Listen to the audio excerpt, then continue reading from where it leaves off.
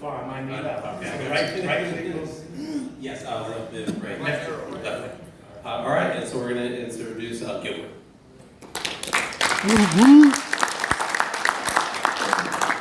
Good evening, my name is Gilbert Bao, and I asked for help today, so I'm asking for help. I might mess this up, the slides, but I'm barely past my 90-day mark of leaving prison, sentenced to a life sentence. I did 21 years. I was sentenced to life with the possibility for attempted murder, and plus 20 years for being a documented gang member during the commission of a crime.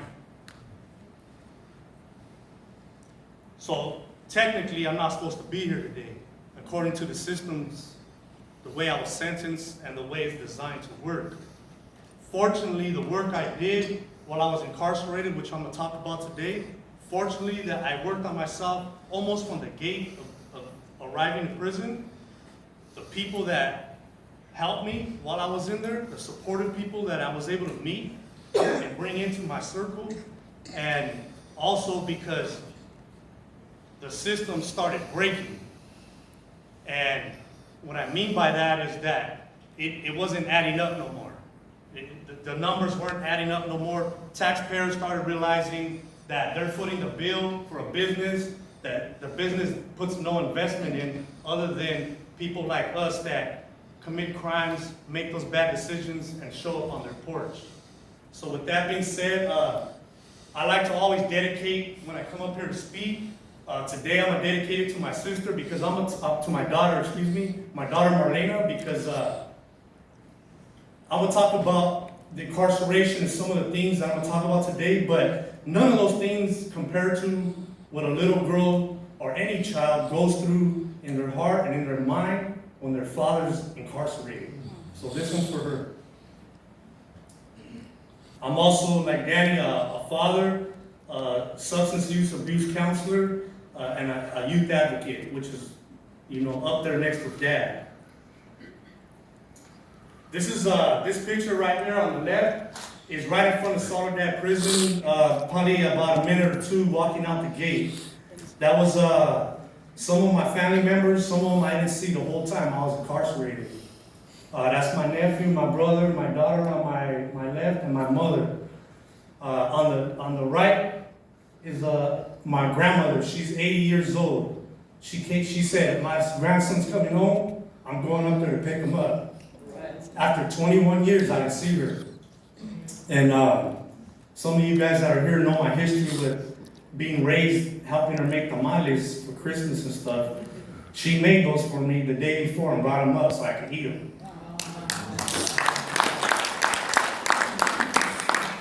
That's her feeding me.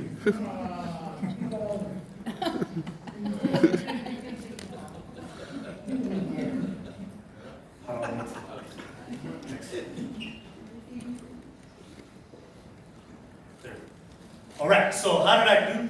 So when I was incarcerated 21 years, I got in zero trouble. Never got in trouble while I was in there. I stayed disciplinary free the whole 21 years, which is almost impossible.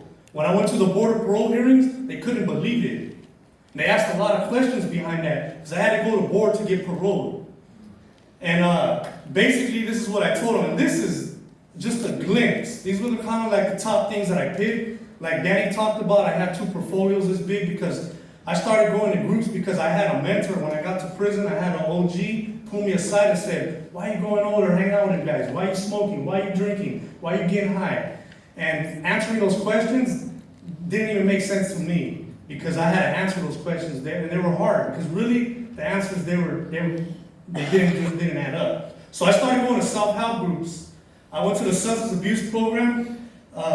I was fortunate. I actually started working with youth in prison. I was in corporate prison. A guy from Fresno, man, a bulldog, was my neighbor, and we didn't even talk, man, because we were, from 2 different sides of California. I'm originally from East Los Angeles. I now live in Santa Cruz. But like Danny said, man, when I got paroled, one of my conditions is I can't go home. I can't go back to LA. So I had to find a new place to live. I started working with youth in 2004, and sitting in front of kids that I was like, this kid is me. he doesn't realize, but he's gonna go to prison if he doesn't make some different decisions. And I just started repeating what I was hearing other people, kind of what people told me. Don't do this, don't do this, don't do this. And I did it anyway. So I was like, all I'm doing is telling them something that somebody else told me that don't work. So I need to change the narrative. There's got to be more to it than that. Working with them, I met a CC3, Cynthia Hebron. She was the one that used to bring the kids in. She hooked me up with Wayne Garcia, which is sitting here, man, back in 2005. He went up there to prison and visited me and said, what do you need, man, to get out of prison? I said, I need a letter to the Board of Parole hearings, and I need somewhere to go, like a transitional house, and I need to get in a program.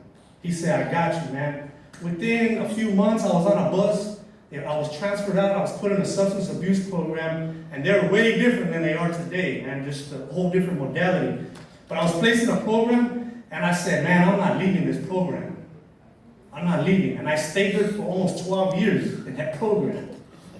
I stayed there, I participated as doing it as a client.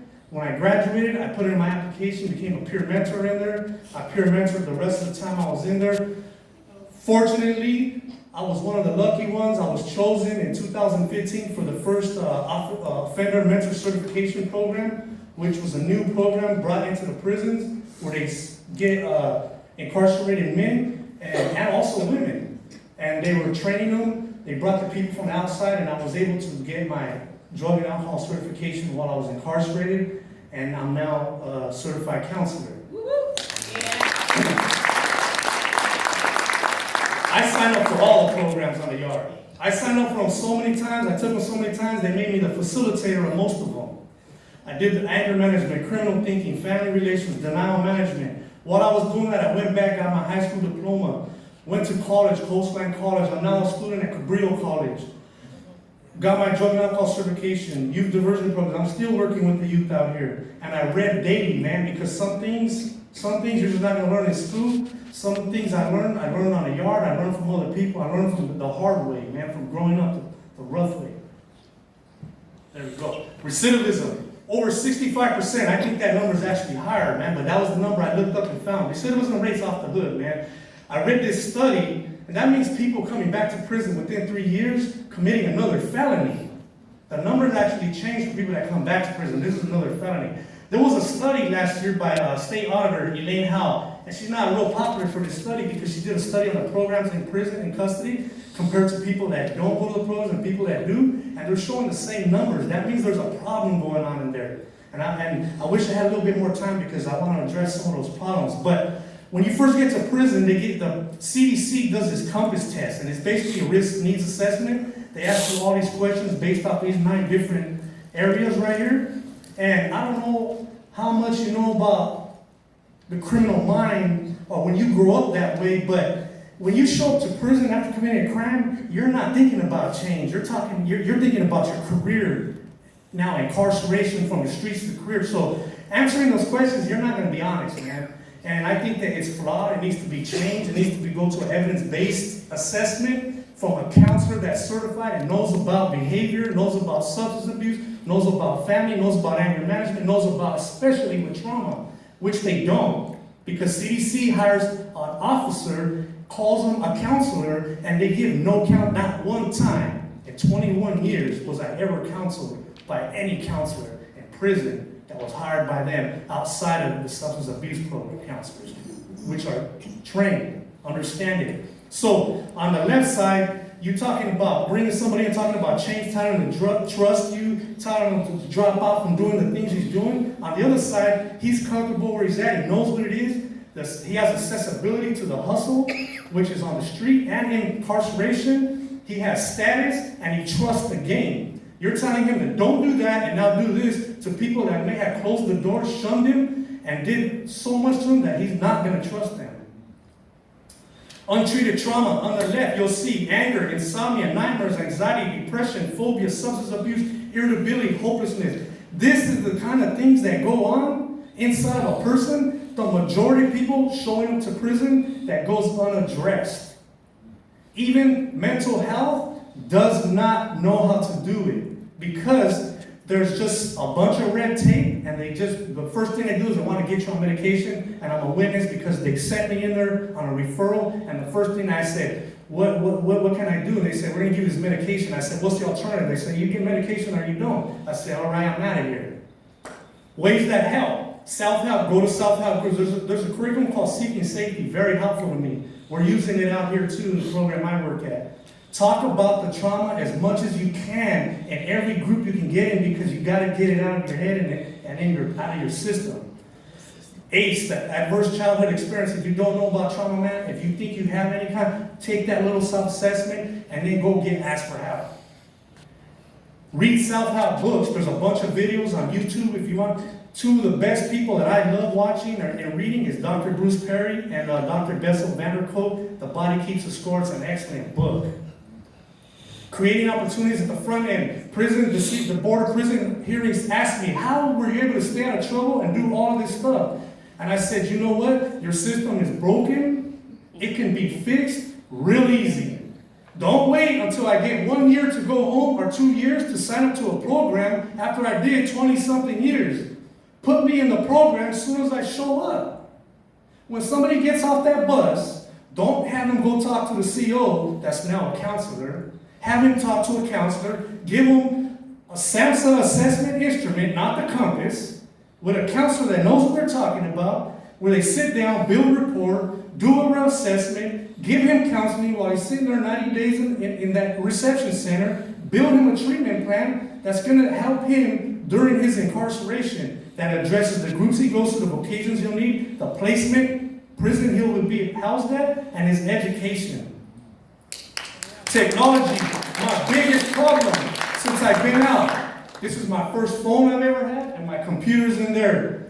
First time I ever used a computer, first time I ever used a phone was less than 90 days ago. You need it for employment, you need it to go to school, you need it to open a bank account, and you need it to get a driver's license, which I found out the hard way. I'm fortunate that I have supportive people. I get on the phone and I call, that's my girl right there, and I just want to show you a really quick excerpt from her. This is me calling her, having an episode, because I have them every day. Okay. It won't play it? That's the slide. Okay, it's okay, it won't play. Go to the next slide. Last slide. Last slide. I'm going to conclude with this. Support system. While you're incarcerated, it's important that you find it, develop it, and use it.